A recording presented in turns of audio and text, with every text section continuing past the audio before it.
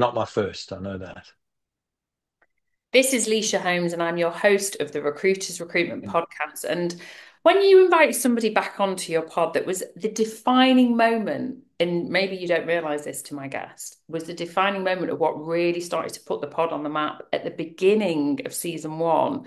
You realize how far you've come as a host. So it's without further ado, I don't know if he needs much of an introduction, to welcome back today the enigma, the legend, and I think possibly one of the most sensible, pragmatic, and wise recruitment thought leaders that anyone should be listening to. Wherever you're listening to this, this is Greg Savage. Welcome back to you today. How are you? Lisa, thank you very much for that exaggerated introduction. It's very complimentary. I'd like to get the words you use there so I can talk about myself that way. It's wonderful. Well, I'll give you the AI summary when we get to the end of Thank this. you.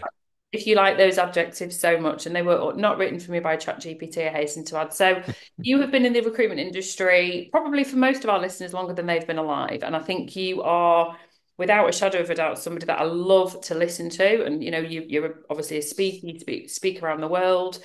You're a board advisor. You're an author. I love the way that you talk so honestly, and both to those that are starting out in recruitment, but equally to leaders who might be, as we listen to this now in 2025, navigating extremely challenging, erratic, crazy market conditions. So I just want to bring some sense and sensibility to our amazing global community. So I've got a question to start this off. If Greg Savage was literally listening today, starting his recruitment career as a newbie in 2025, what are the five key things that Greg Savage would do? First part is as a biller, but then if you were starting maybe your own recruitment business as a leader. So let's take biller first. What are the five key things you would do if you were starting your career today as a biller? Well, um, it would be impossible to start your career and have the knowledge to do the things I'm going to suggest, but certainly there's plenty of people restarting their careers. And by that, I mean, well, they went through maybe a 10-year experienced person or a 6-year experienced person, had some good times, and then COVID, smacked us all around, and then we recovered, and it shocked us on how good it was, and many of us did very well, and started to believe our own PR a little bit, and then we've hit tough times. So, I think a couple of things I would advise is a severe dose of self honesty. I think we all need that. I think, of course, the market's tough. Of course, there's difficulties, but there is a tendency, and I think it's a human tendency, but it's certainly a recruited tendency to be dishonest with ourselves. I mean, I'm not talking about anyone who's a liar. I just mean somebody who's dishonest with themselves and blame the market and blame the clients and the ghosting of the candidates and its technology. And there's a whole range of things, all of which play a part. Mhm. But the smartest thing I could say for the moment on this is the best response to a difficult market is indeed to respond, to change what you're doing. If something's not working, you need to change. So don't blame. Um, the second thing I would advise, and I've done a lot of research on AI and technology. I'm doing the speaking tour around the UK next month in March that we're going to talk about at the end about marriage of AI and influencing skills. And so I would resist the temptation to hide behind digital. Think about this, Lisa. The technology, AI, so sick of that word, but automation, AI is going to do the transactional part of this job better than you and I could ever do. It's Absolutely. going to make it fast and efficient. Mhm. What you need to do as a recruiter now is work out which part of the job Yep. humans do better and then excel at that part. Right? So it seems like a very simple thing to say, but a lot of people are trying. I get pitched. I've got two today. I told you I was busy. I've got two pitches today from tech companies about some great recruitment technology. They won't work. Neither of them will work because they're trying to um, automate the part of the job that you shouldn't automate, like offering someone a job. Oh Right? God. So get from behind digital. Work out that if you are a very highly transactional recruiter, and I don't mean that in an insulting way, the UK, London is one of the most transactional markets in the world. There's plenty of recruiters. There's plenty of great recruiters there, but there are also plenty who haven't spoken to a client or a candidate in like years. It's all digital. That's going to be done by technology. I've seen so much stuff that will do that better than us. Um, but encouraging someone to go to a job that they don't want to go to that you know they should, qualifying a job board, briefing a candidate before they go on a meeting to help them put their best foot forward, offering a person a job, handling a counteroffer. These are things that tech can't do as Agreed. well as us.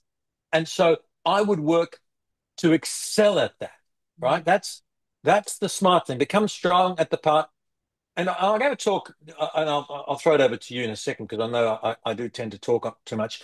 I got to talk in the Czech Republic late last year, and I was on this theme, and I was really pumped up about it because I believe it, and I think people are making huge mistakes about AI, and we can talk about that later if you wish. Which is not to say AI won't change our industry; it will, but you got to manage it, not let it Yeah, manage you. And the agreed. speaker after me said his title of his speech was the day after the robots came in, and his premise was this is the last generation of recruiters. This is the end. Techno AI can do everything. And I thought to myself, that's nonsense. And then I thought, no, it's not nonsense. It's probably true. But here's the important point. Just because tech can do something, but it can do something, Yeah, it's not a reason to let it to do something. That's exactly. the point. Mm, Okay. So yeah, a very stark and dramatic example is not to do with recruitment, but it'll make my point. You can get technology now that can read MRIs and radiographer X-rays better than doctors can. yeah. They pumped in a million shots of tumors growing, and the thing will get it right more often than doctors. And the best way is a doctor will. Would you allow that tech to tell the patient they've got cancer? Would you allow the tech to tell a patient how long she's got to live? Of course you wouldn't. Oh, Just because it can, you don't let it. And yeah. far less dramatic, not anything like that. But in recruitment, there are certain parts of the job that if you're smart, you will take ownership of. That's my best advice. I agree with you. I mean, I just want to pause on this bit because I think, you sort of, I could almost hear the eye roll about AI because we are talking about it. And, you and I have probably seen so many threats to our industry over the years. Job boards, they're going to kill recruitment. LinkedIn, it's the end of recruitment. And none of these things are ever the end of recruitment, but the best recruiters evolve and adapt and are innovative with what's available to them. You can't imagine now doing a job without I mean, I use my Siri all the time. I use the voice activation to write emails all the time. It's actually not ChatGPT that does any of it. So I think your point is you use it, you become self-aware of what is going to make you more efficient as a recruiter and the elements that you can absolutely impart to an automation and an AI, but the elements that make us human beings and make you memorable and make you the go-to person will become, yeah, I think even more enhanced. That person that Oh, I think so. you remember how that person made you feel when you decided it was the right time to stay in your job, whether it's counter offer or not, because they weren't, it wasn't this, automated bot going, well, if you stay, this will happen. It's like, look, actually, if this has changed or your wife's pregnant, and actually now it's not a good time to move jobs. You know where I am. Call me in a few months' time. It's how someone makes you Yeah. feel that and like the analogy you use is perfect. I think Mm. ultimately every industry is adapting and changing. And I think for those that are starting their recruitment career, you've got more tools and automation and technology available to you than anyone ever has before. But don't hide behind it. I think that was a really important point that got hidden in, I think, in your answer, that you can't hide behind it because that's not going to Uh, do the job for you. You will get replaced. And that's why we've seen, I don't know what the stats are across the globe, but in the UK, it was something like the Recruiter magazine shared the stats. It was something like 25% of recruiters left the industry last year. And a large part of those will have been replaced by automation already. They were the transactional people doing portals. yeah, I think we'll probably end up with less recruiters, but we'll actually end up. I think in a weird way, it's a good time to be a recruiter, and people don't really understand what I'm saying because I think a part of the job that none of us really loved, which was the hack work and the screening 50,000 resumes and all that. um, that we won't have to do. And the part of the job which I call the influencing skills, the creating of outcomes, will be, which is where, when I was placing people in jobs, I didn't think to myself, gee, I posted I sent out a great resume today. I think to myself, I convinced her to go for the interview Yeah. when she was reluctant, she went, she loved it, she got the job. I changed her life. And I didn't say that to anyone else. It was just to me, it was my affirmation. Yeah. And that's the fun. That's the fun. So I Mm. think influencing, I think advising, consulting, creating outcomes is going to be, and you must think to yourself before you have any interaction with clients and candidates, what kind of outcome am I looking for here? And then decide what's the best communication. Now, if you're just confirming that the interview is at 3, a text will be fine. If you're trying to debrief someone on how their interview went, an email or a text will not be fine because No. you've got to listen to the tone of their voice and you've got to ask smart questions and unearth. Yeah. And that's where the value of recruitment really is. Advising clients and candidates, building professional relationships. Now, I do have a worry here for a lot of recruiters because they're not very good at that. And so that's got a message for owners of recruitment companies. Don't Yeah. just tell people to do more stuff, help them on the skills Yeah. that are needed as the market Exactly. evolves. Yeah. Agreed. So I think that's important. And the final thing for this mythical person that we're going to advise is make sure you understand, despite everything I've said about quality, that's definitely true. If you don't do enough activities in recruitment, you won't succeed. And that has not changed, right? So you've got to do enough of the right activities and you've got to do them of the right quality. Yeah. And the analogy that I've used before is if you've got to score goals in a football match, the one thing you have to do is take shots at goal, Yeah. right? So if you don't take shots, you won't score, but they've got to be accurate shots. We do. So that it's high activity and it's high quality. Mm. And, a lot of people are complaining about the market. And then you say, well, how many reverse markets have you done? Have you called any clients? Have you done the They've done very little. There's a lot of admin, but that's not what's required in this market. It's got to be outbound engagement. It does, doesn't it? And I've used the same little anecdote for years. You know, the magic happens when it's human interaction. The magic happens in the interviews. That's the outcome we're looking for. The magic happens when you're meeting your clients in person. The magic happens when you're taking that feedback and listening for the reservations and asking for the concerns and, really picking it apart. And I think what I find really interesting is that even though if we were to take a step back and look at where we are in the evolution of recruitment, it's almost like we've kind of gone full circle a little bit in terms of when I think about I started in the 90s and I'm not sure it was that dissimilar in the 80s, that it was all about your best relationships with the people that you did take for lunch, the clients that you understood their intrinsic values and what trajectory they were on, what strategies they had for growth, so that when you were interviewing people, however diverse that talent pool looked like, we didn't use words back then, but we were looking at diverse talent pools. We were bringing people in from overseas, we were grabbing people out of uni, we were grabbing people out of telesales jobs, whatever it might have been. And actually, I think it's almost kind of on this new trajectory, but we're going back to making sure the people that trust you are those that you've spent the time getting to know. And I think, and I'm going to be very disingenuous here, Greg, I think because we've been in such a free fall, I think post recession of 2009, we've been in this free fall. There's no quick wins, there's no cutting corners. And I think people often think that the tech and the digital aspect can allow them to do that. And that's not what we're saying. It takes away the Mm. admin side. 100%. There's my calendar link. Let's book in a call. But I want to speak to you. I want to understand you and slow the pace down to understand what that really means to you as a client if I'm hiring for you. Yeah, I think that's exactly right. I actually think you hinted at this. In fact, I think you even said it that it's going to be back to the future in some ways. For example, let's take sourcing. All these technologies to automate outbound emails to people to headhunt them, etc. People are getting flooded with them. I actually think there'll be a bounce back to old school telephone sourcing and speaking to people to cut through. Authenticity is going to be something that's highly valued in professional life. Who am I really speaking to? We're so sick of fake news, fraud, scams, Yeah. lies, technology pretending to be people. To actually get advice from someone who knows what they're talking about is going to Agree. be tremendously, Valuable. tremendously valuable. Um, and so I think that's a really important part of the whole thing going forward. I love that. I might call this podcast Back to the Future. I might even get some images. Which one? Are you dark? I don't care. You don't care. So No. We see a trend, don't we, when there's a challenging market. I don't know if you see this globally, but particularly in the UK, there's been a huge percentage increase of new founder startups over the last 12 months because very often if people are taking redundancy or they're in a very restricted, saturated market, they just think this is my opportunity now.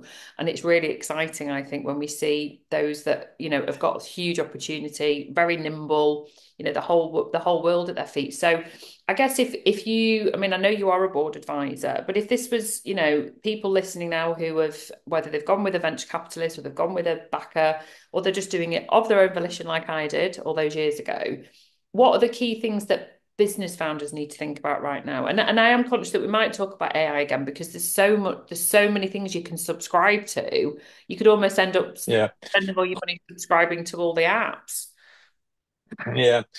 So I'll steer away from that at the beginning. There's two things. There's two resources I'll point to for people who are in this position. One is if you go to my website, there's a heading free resources, and one of them is starting your own business. It's Right. a ebook. There's 12 experts covering 12 different things. I'm covering one. So people could access that. That would be a very, very simple, helpful thing to do. The other thing is my first book called The Savage Truth, is my story of starting 3 or 4 businesses. And I do think that's useful. I'm not trying to sell you a $20 book. I really don't care, but I've it read will it. help you. Yeah, it will help you because it's tells you the things that worked and the mistakes, the many, many mistakes that I and my colleagues made that you could probably avoid. So that'd be two resources. But the first thing I'd say, just for the answer to your question, is it's really helpful if you're starting a new business, even if you've been sort of forced into one because you've lost your job or you've strategically planned to build one, is work out what your goals are.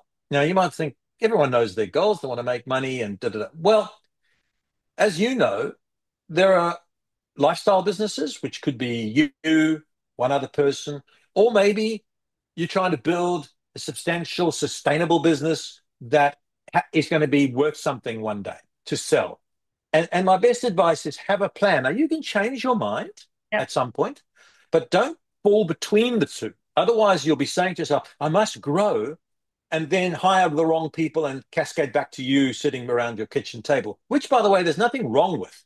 You've just got to work out what's going to make you happy and what's going to meet your goals. Yeah. You can make, with you and one other person or 2 other people, you can build a very profitable business and take a lot of money out as the owner for many, many years. But when it comes to closing the door, you won't sell it.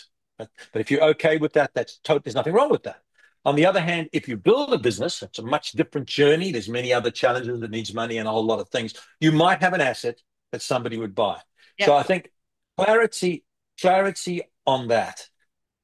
Linked with that, I strongly advise that people work to a strategy. So, and sanity check your aspirations. The amount of people I've spoken to who are, who say things like, I'm starting my new business and in a year I'm going to have 25 people and in 3 years I'm going to be the biggest accounting recruiter in Australia. And I'm all for ambition and goals, but all you're going to do is disappoint yourself.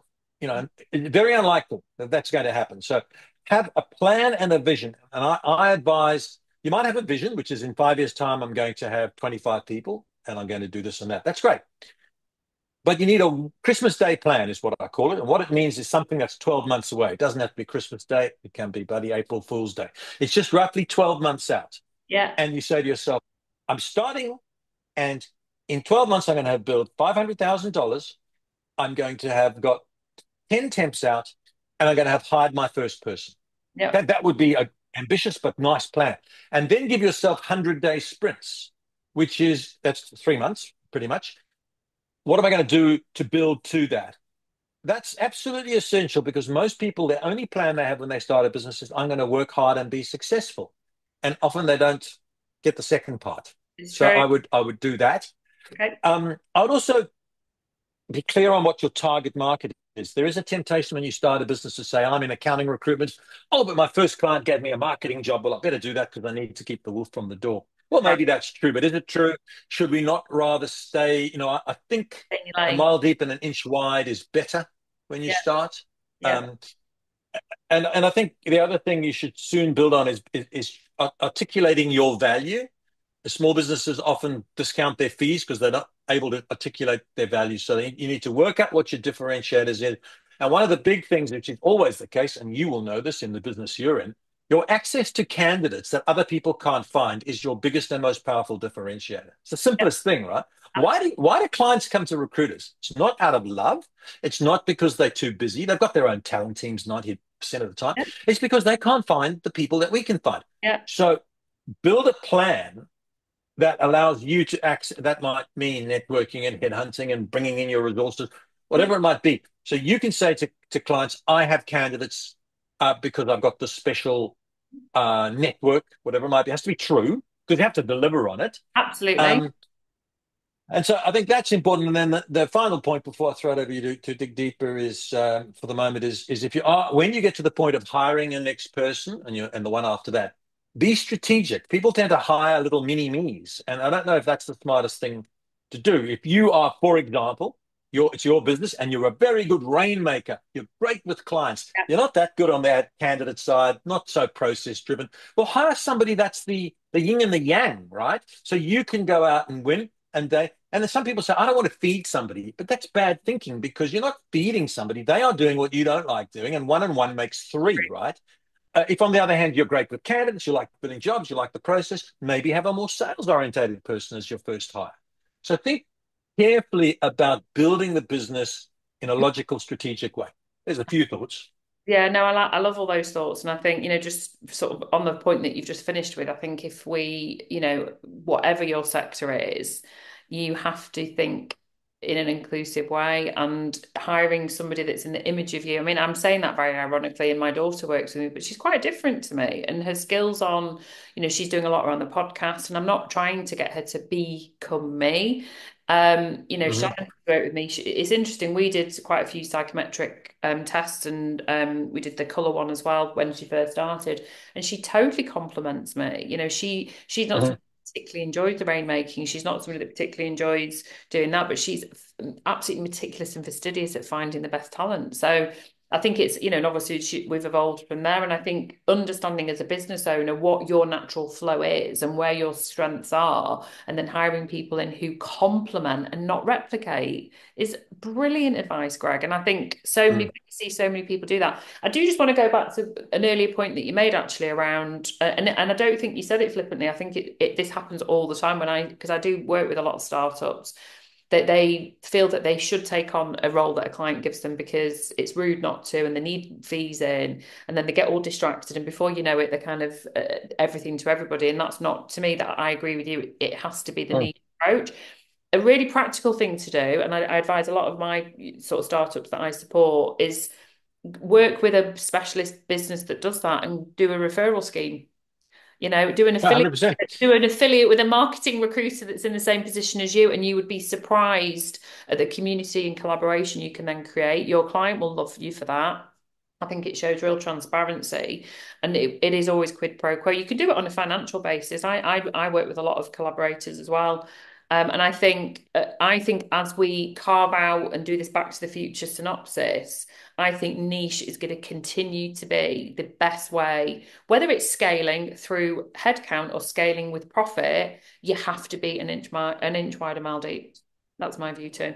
I do think so. I think those companies that have made, I talk about small companies that have made a living in the past from being generalists. What they're really doing is acting as their clients' outsourced sort of screening agency, and that doesn't really have value anymore.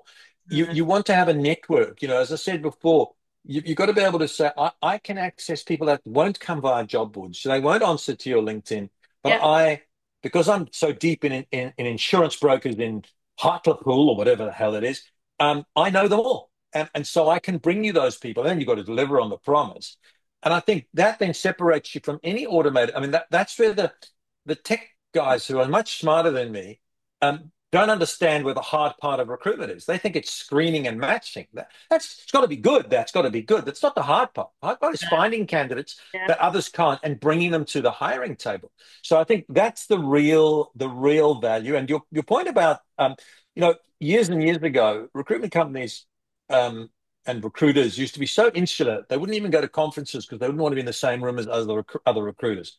That's improved, but I actually think we've got to go much further. the recruitment company down the road is not your competition. Your competition is your client who would prefer not to work with you. The Absolutely. competition is a job board and technology. We should collaborate where we can. Of course, we're going to compete in certain Yeah, situations, and that's healthy. Have a laugh, do your best. But yeah. but your idea, if I'm accounting recruitment, you're marketing. I shouldn't do your marketing job. I should give you the marketing job, maybe for a split. But you make sure you give me the accounting job, and we'll both thrive. It's a smart thing to do. It's very smart things to do, and I realize that I've been doing that for 20 years, and Mm. there's areas of the market that I don't cover, whether it's geographically, and I've always done splits because at the end of the day, with the permission, always the caveat with the permission of the client and the candidate. So I really am happy with that. I'm really keen for you to tell me, what does a top biller look like to you in 2025? And if I was hiring in somebody that I think has the potential, what's the key attribute that they would demonstrate to me? Well, if you describe them as the top biller that have a track record, and as long as you've done due diligence on that and made sure that they actually have the skills, because there's a lot of people who build a lot in the last few years who were really working on preferred supplier agreements or lists being fed by the machine of the company they work with, maybe the sales director or one of the directors was great at sales, etc. So if I was hiring somebody, do the due diligence on do they have the relationships, the sales skills, and the influencing skills. But then to go off the traditional, I would be looking for somebody who was coachable, right? A lot of big billers have closed their minds. I can do this job. I have to continually, like I have turned myself in the last 12 months into a low level, half an inch deep expert on AI because I sat down and I treated it like doing a university degree and I studied on it and I bought people coffees who knew more than me and I asked and I went to conferences because I need to know about it, right? Now I'm not a tech person, but if you want to have a conversation with me about how AI is going to affect recruitment, I've got some informed things to say. That's because I realized that as time changes, I've got to, even though I've got 45 years of experience and, what Yeah, haven't I seen? Well, I haven't seen AI, so I need to learn. So you need to hire people who are coachable yeah. and open to continuous Mm. learning.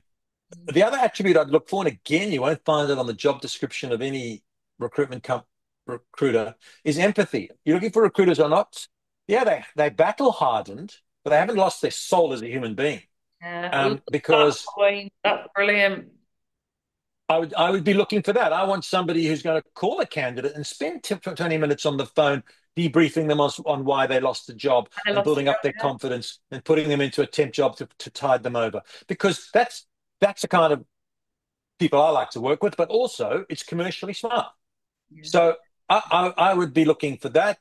I would definitely, even if they're a big biller, I'd be looking for resilience. And my definition of resilience is bounce back ability, which means because we're going to have bad days, and I don't mind crying, I don't mind swearing, I don't mind going for a walk around the block. It's a tough job. We're passionate, and things will go badly. Feeling the stress is not a crime. It's how you bounce back, and by bounce back, I mean how you treat the next candidate, client, or colleague that you speak to. That defines your resilience. So, in other words, don't drag forward your shitty, wasted emotion into somebody else's life when they don't need to know about it. That's toughness. I agree. I love that definition. I mean, the whole mood hoover premise for me, I think is absolutely right. We all have terrible times, whether it, like you say, go around swearing, whatever it is you need to do, but don't impact other people. And it's what you then do with that and think, right, I can either resolve this or I can move on from it and learn from it. That's the key thing for me. I think it's for me, fortitude is the next level to resilience. It's moving forward Yeah.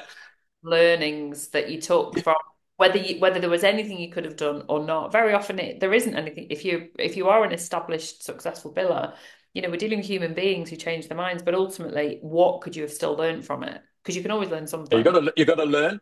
The ethos of recruitment over so many years when I was on the desk in the UK and Australia was you got to be tough, mate. Suck it up, bang the phones another 100 times, shake your head and move on, and then let's go out and get pissed. Honestly, that was been the ethos for that many years. And I realized that it's not the smart way. The smart way is like if I've had a terrible morning, three offers turned down, temp bombs out of a job, One of our colleagues says I put on weight. It's a shit morning. The next client or candidate I speak to, they will never know. No. That's toughness. That's Yeah, I agree. resilience. Yeah, I agree. And it's rare. Let me tell you, it's rare. It is. And I know you're not saying toxic positivity here. You're not saying that at all. You're just saying it's about keeping sort of mindful of the impact of how your reaction to what's happened then reacts to somebody else. So I really, You can still acknowledge you've had a terrible day. You can have a cry in the corner. You can say to your boss, I just need to go home. You can, go for a run in the gym. yeah, You can deal with it in a number of different ways, and you can acknowledge that you're feeling down. mm, It's just, I sometimes go into, it happened the other day, I went into the recruitment company, said to the guy, I know, how's it going? He said, oh, yeah, okay, it's good. I've got an offer this afternoon. And I said, great. He said, oh, I'll probably be turned down like last week. You should have heard what happened last week. I said, mate, I don't give a fuck what happened last week, and nor should you. yeah, And he looked at me and I said, it's gone. But it's coming across in your whole demeanor that you think this offer is going to be turned down. You yeah. can't behave like that. No. Anyway, he walked away with a half spring and a half non-spring, but Did he it's get the offer? frustrating to see people. He got it and he closed it and he made a big point of telling me about it, and we There you celebrated go. that. There Yeah, you go. Proof in the pudding. Now, you are yeah. somebody through your board advisory roles and your Savage Recruitment Academy and your incredible tenure in the industry. And obviously, I know we're going to come on before we finish about your UK tour, but you have always been, I think, really very strong on LinkedIn in terms of how you share, what you share, the way you communicate. And I think, I don't know what you feel, but in 2025, LinkedIn just feels like a load of noise now. I think it's really hard to see obviously, I'm not going to talk about the algorithm, it's really boring. At the end of the day, they've changed the algorithm and it's more about impressions of your actual first connections. We know that now. But what do you think, and actually leaders, probably more than recruiters here, what can we do to stand out that little bit better on LinkedIn where it looks more authentic and it just makes people stop in their tracks amongst all the white noise on there? Yeah, look, I don't know how LinkedIn's now rating things. I don't know what's valued. I've just stuck with um, one approach, and there's five or six aspects to it that I think will I don't believe there's any kind of magic formula. I don't believe in gimmicks, and I don't believe in putting a picture of me taking my little puppy to the vet with his broken foot or whatever it is, because my expertise is recruitment. And so my entire ethos is that I am going to provide content that is of interest to my audience, which is recruiters and recruitment owners. Um, I know that if I put a picture like that or tell a story about my son taking 6 wickets on the weekend, it might get more play than another piece of recruitment advice. But long term, it's Mhm. worked extremely well for me. I've got 350,000 LinkedIn followers. Um, I don't get as much engagement as I used to, and you mentioned that, but I still think that um, building an audience that is in your uh, target for your business is the first thing. So if you've got 30,000 connections and 20,000 of them are, I don't know, live in Peru and so other places that you're never going to be able to interact with, what's the point? Point. So nothing about Peru. It's about a business opportunity. Yeah. Um, then then I think being generous on LinkedIn is not the natural default of many people. Mostly they write about themselves and they're asking for things one way or the other. Even if they put a picture of the doggy with the broken arm, what they're really asking for is likes. And Yeah. I don't believe in it. Um, Okay, I don't believe in it, and I'm not saying it's right or wrong. I just think it's not authentic. So I stick to quality information, generosity, and by that I mean sharing that information, but also answering questions, connecting people, liking other people's stuff where I see and read stuff that's good. I see stuff and I think, God, that's a better idea than I've had. I will say so, even though even if it's a competitor, I don't care because it all plays into um, authenticity. improving the field that we're in. I Mm. think you've got to be authentic, and I think it's got to the ridiculous but point now, as you know, that some people use some sort of AI to comment, and every post I put up, there are three or four people but that's not the people doing it, who will post some bland summary of what I've written. What Yeah, the hell? I know, I I agree. just think, And spot it a mile. And I mean, I just want to add to that. I mean, don't write your posts with, and you can use ChatGPT for ideas, but please don't use it to write your post for you. We can spot it a mile off. And I love the yeah, authentic piece because I think, it has changed. And I've had posts that in theory went viral, like, they had hundreds of thousands of views and whatever. But actually, what was the ROI on that post? Did it actually bring me business? And I think that because of the world that we live in, there's so much emphasis on the vanity metrics where actually LinkedIn's purpose is to connect you to your target audience in business. And as a recruiter, that's your client, that's your candidates, exactly. and collaborators equally, and future team members if you're a hiring Yeah, recruitment lead. yeah. And I think, Exactly. So I do agree with you, and I think we should look. I mean, I think it's okay to put the odd uh, non-businessy thing in. I've occasionally done it myself. I think that's fine. But just sitting down and saying, how can I do something shocking that people are going to look at? I know it might work, and it might be what they do on TikTok and Instagram, whatever. I'm not interested in it. I would rather 100 people read my piece on recruitment and 50 of them got some good advice that they acted on than 10,000 people yeah, liked something they never thought of again. yeah, Um, you I'm know, kind I agree with you. Although I can't really say anything, Greg, because I'm a bit the selfie queen. But you know what? I do get a lot of leaders that approach me because of my LinkedIn content. So I make sure it's balanced. I think that's the key thing. Now, before we yeah, finish, I mean, I'm just speaking for myself on that. Other people have had success.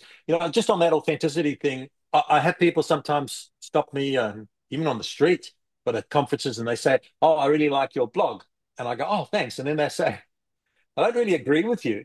But what I like about it is I know it's you speaking and it's your legitimate point of view. yeah, So they make a point of saying they value the authenticity, yeah, even if they disagree. And I think that is good yeah, good. because I have a strong point of view and it may not be right or they may not think it's right, whatever, that's all good. But they do like the fact it's not ChatGPT who wrote it or I stole it from somebody else. Yeah, You no, know? I agree. I agree with you totally. I mean, nobody wants an echo chamber at all. Anyway, it's much more Yeah, interesting to have exactly. actual human opinions on things. I love that. I didn't like that. This stopped me to say I don't like. I'm sure no one would ever say that. Well, look, before we finish, we are sharing this Yep. episode at the beginning of March, and I think you're about to land on our shores in the UK. So tell us a little bit about Yes. your March plans for your time here in the UK. Yes, there'll actually be five things, but the three are with the REC, a speaking tour with a half-day masterclass in Edinburgh, Manchester, and London. It's the marriage of art and science. It's AI and recruitment, but how we balance that with human influencing skills. Very practical about the AI. As I said, I've done a bit of work to try and learn about it, but also just explaining where the human being should take over and what skills, as I said earlier, what skills a recruiter really needs to be excellent at. Because I don't think AI will destroy recruitment, but it might take some recruiters' jobs because the recruiters don't have the human skills. Great. And then I'm going to the Recruitment Expo as well, which is in March 17, 18 in London. That's for owners and managers mostly. You know that event quite well. And I'll be doing two presentations there. So I hope to see some people at those. It's sadly not me at the expo because I will be on holiday. I'm so sorry, everybody. I've had a lot No, of that's good. people sharing Holidays are that, good. and I'll have to make sure I coordinate my holiday diary for 2026. Greg, I knew you'd be fabulous because you always are, and I'm so grateful for you because I know how busy you are and you get asked to go on things all the time. So we are super, super grateful. Obviously, in the show notes, everybody will be able to have your contact details. We'll make sure that there's availability for your tour as well. And we look forward to, seeing what people think about what you've had to say on things. We'll make sure we get comments shared, Okay. tagging you. But thank you as ever for appearing on the Recruiters Recruitment Podcast. Thank you.